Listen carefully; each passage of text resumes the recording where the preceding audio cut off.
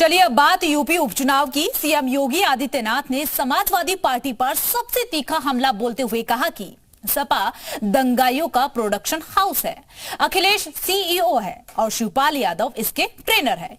एक तरफ जुबानी जंग चल रही है तो वहीं दूसरी तरफ पोस्टर वॉर भी चल रहा है। सपा भाजपा के पोस्टर वॉर के बीच अब कांग्रेस ने भी अपनी मोहब्बत की दुकान खोल दी है। 9 सीटों पर क्लीन स्वीप के लिए यूपी में चल रही सियासत की पूरी डिटेल्स इस रिपोर्ट के जरिए देखिए।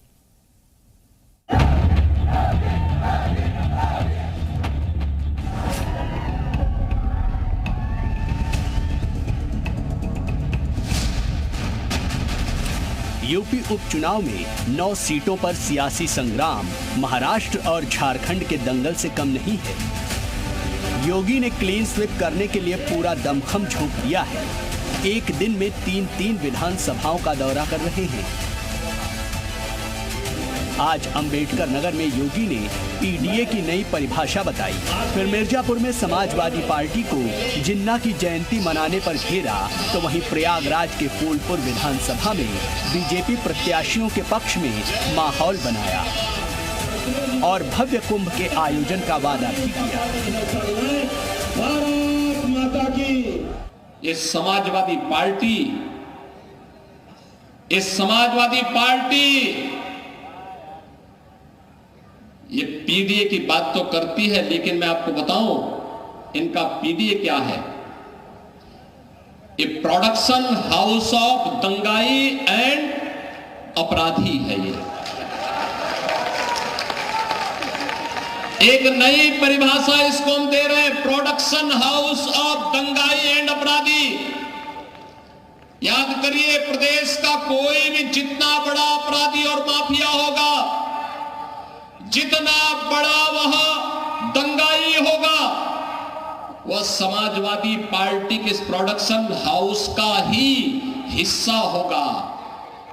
31 अक्टूबर को राष्ट्रीय एकता दिवस के रूप में लौह पुरुष सरदार वल्लभ भाई पटेल जी की जयंती को पूरे देश के अंदर हम लोग मना रहे थे। समाजवादी पार्टी उस दिन भारत के विभाजन के लिए जिम्मेदार जिन्ना की जयंती मना रहा था। केंद्र और राज्य सरकार, पूरा देश सरदार सम्मान के साथ याद कर रहा था। तब समाजवादी पार्टी के मुखिया जिन्ना को याद कर रहे थे। 13 और 7 में भी कुंभ हुए थे।